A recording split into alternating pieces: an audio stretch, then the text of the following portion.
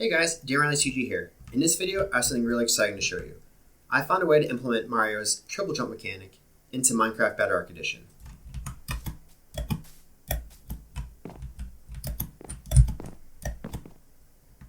So as you can see, the first two jumps are normal Minecraft height. However, if you do the jumps quick enough, then you'll get a third boosted jump. Just like that.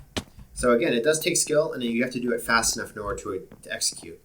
I worked on this for a whole day at least, and I also spent many hours fine-tuning the system to where it really feels natural and very responsive. Honestly, this feels as close to Mario as I could get it. I did intentionally make it slightly different than Mario. In Mario, technically, the first jump is the lowest jump, and then the second jump is a little bit higher, and the third jump is the highest. However, here, you'll see the first two jumps are the same height, and then the third jump is the boosted jump. That was intentional. It just seemed to work better in Minecraft, and I also wanted to be more... I didn't want you to accidentally trigger the second jump and fall off of things and die, and it just works better like this in Minecraft. Okay, so I'm very proud of how this works, and let me explain another caveat of how this works. So technically speaking, and this is partially based on the limitations that we have in Bedrock as far as coding goes, when you fall off of something or walk off of something, that counts as your first jump. So that's actually not a bad thing. We can actually take advantage of that, and that's actually pretty neat for what we can do with that. So if I jump off of this block right here and then walk or fall off of it, that will count as one jump onto it and a second jump off of it instantly. And then my third jump is that boosted jump. So let's see what that looks like. Pretty cool, right? So once you get good at this, you can really take advantage of it, and you can be jumping all over the place. It'll just become very natural to you, and you won't even think twice. You'll hardly ever mess up. Most of the skill initially will really be learning the spacing and where you need to start your jumps in order to get the jumps off the way you need them. Okay. Also, the only thing I can't avoid is you do make the sound of fall damage, but you're not going to take that damage because I add resistance to you, so that won't happen. Okay, so now let's go over the codes.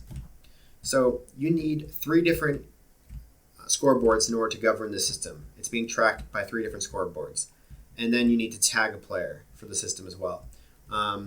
This system can only work 1 per player. So basically, you need 1 copy of the system for each player that you intend on using it, and each system has to target a different player with a different tag.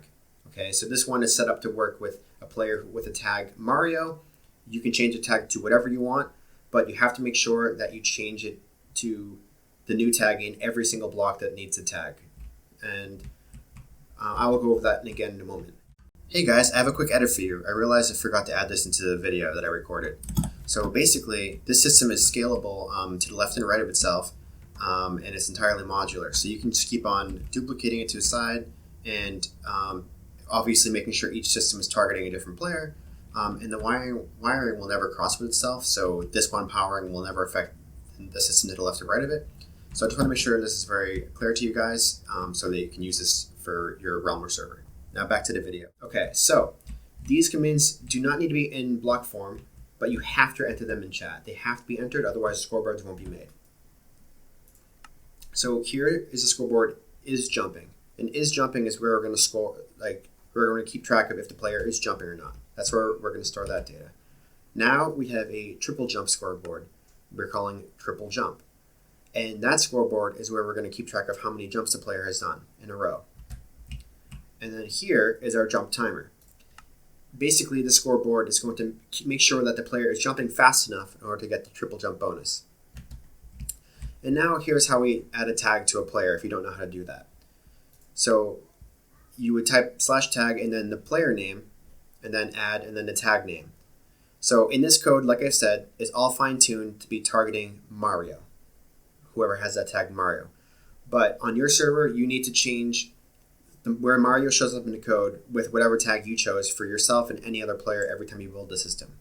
Okay? And I'll show you one more example once we actually look at the code. I'll show you where it has to change, and then from that point on, it's assumed that you know where to change it from that point on. Okay, so the other command block that we absolutely need in order for the system to work, and without it, it will not work, is this one. This actually has to be a command block. So there's two ways you can do this command, and I'll show you right now. There's repeat unconditional always active with a 40 tick delay. If you don't get this right, it still will work, but it doesn't need to be running super fast, so you can have it running every 2 seconds, which is 40 ticks. Here's the command. This is just going to make sure any player who's not on the jump timer scoreboard will be added with adding 0 to their score, so they'll have 0. So you can copy this block. On PC, that's Control and mouse click 3, which is the mouse wheel. And if you have a remove offline player system, you can actually add this right on top of that system. Here's my system, and you can add it like this. Chain unconditional always active, 0 ticks, and here's the command. I prefer this method. However, if you do this method, just realize if you're testing the system and you're using this method, this won't automatically add it to your name. Like, this won't set up your score properly until a player leaves and joins the game. Even in an offline world, this is an offline world. So if I left this game and came back, this would be applied. This would work. So basically, if you do use an offline system like that, remove offline players, then you have to leave the game, even if it's an offline world, and then come back onto it for it to affect your score. If you don't understand how that works, then I would just stick to using this, because this will absolutely work without question. Okay, so make sure it's always active. Okay, so for all of these commands, I'm just going to go over them as quickly as possible as to not waste your time.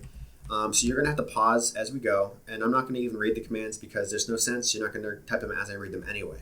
But you have to make sure that you enter the commands 100% correctly, every bit of it. Even you have to make sure even these parts are all correct. You need to make sure that the block type, condition, and redstone are 100% accurate, or the system will not work. None of these blocks will have a tick delay from this point on. All of these blocks are 0 ticks. Okay, so this is where we start the timer. Repeat unconditional always active, and here's the command. Now, tag equals Mario is the first example of when you would have to change this for yourself or other players in your realm or server. So change Mario to whatever you need on your server, whatever you're going to tag yourself with or your friends. Now, jump timer 19, basically this is the amount of time that you have before the system will, is basically the amount of time you have for executing a jump fast enough before the system decides you haven't jumped fast enough. So if you do execute the jump fast enough within 19 ticks, then you'll get your triple jump bonus. So this basically takes place after your first jump. It will start counting. You have 19 ticks from your first jump to jump again. And if you don't, then you won't get a triple jump. So it goes without saying that if I just jump around like this, I'm not going to get a triple jump because I'm not jumping fast enough. There, I did jump fast enough. But if you're not jumping fast enough, you will not get the triple jump. But here, I did get it. Okay? So that's how that works. So I would keep it at 19. I wouldn't go any lower than this. It didn't seem to work very well if you went lower than 19. If you wanted to make the jump window larger, then you can go up to, like, say, 23, but I wouldn't go any higher than that. But again, I think it feels the best and the most tightly controlled at 19, so I would probably stick with that. Okay, now here we're going to count down. These are all chained unconditional always active. Here's the command. And this is going to reset the jump count. There are all these ones. This whole chain of 3 chain blocks is all chained unconditional always active. Here's the next command. All right, and now here's this command. Now this is going to reset the jump timer back to 0 for that player. All right, now this command right here is going to do something if they're jumping. It's going to basically change their score on the different scoreboard. So repeat unconditional always active, and here's the command. Again, I can't stress that literally if one character is off in any of these codes, the codes will not work. So if these codes are not working for you, then it is 100% because you made a mistake somewhere along the way. You didn't copy something correctly, even though you think you did. Maybe even you didn't change the conditional to unconditional, one of those things. It could be, it has to be something you've done wrong, because this code 100% works because you've seen me using it in Bedrock, and it works on all platforms of Bedrock. This will work on the Switch, PlayStation, Xbox, mobile. It works on every single platform of Bedrock on Switch, on Bedrock. So this is this command. So it's repeat unconditional always active. Here's the command. Basically, when this comparator gets powered, it'll power this block, which will power this block, and then power this block. So this can be any block of your choice, but it has to be a block that can receive a redstone signal. In this case, glass cannot receive a redstone signal, so don't use glass. but most blocks can receive signal, but I like using wool. You can use whatever. Now we're going to count the jumps, and here's impulse unconditional needs redstone, and here's the command. Now here's jump boost version 1, which is what I've been using. I'll show you version 2 next. We have chain conditional always active, and here's the command. So this is giving us, basically if we jump 2 times fast enough, it's giving us 1 second of boost for our third jump, and with a power of 3. That's the strength of the jump. And then it's applying resistance to us so we don't take that fall damage afterwards. Basically you would take fall damage if you did a triple jump, even at like a flat level, like on flat ground, you would still take fall damage, and this negated that. So I tested these values very carefully, and these values 3 and 5 work flawlessly for both jump heights, so I would keep it just as this. Okay, now we're going to reset the jump count back to 0. So chain conditional always active. Okay, so if you didn't notice, these 3 are chain conditional always active, and these 3 are chain unconditional always active. Make sure you don't mess that up. Okay, so now here are the 2 different variants you can use with regards to jump height. Here's the first one you've already seen, and here's the second one which you haven't seen yet. So instead of a 3, we're doing a value of 5, which is actually substantially stronger. So I'm going to show you again the jump height we've already used.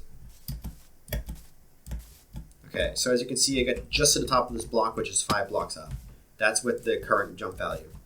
Now I'm going to update that jump value. So now it's version 2, and now this is my new jump height.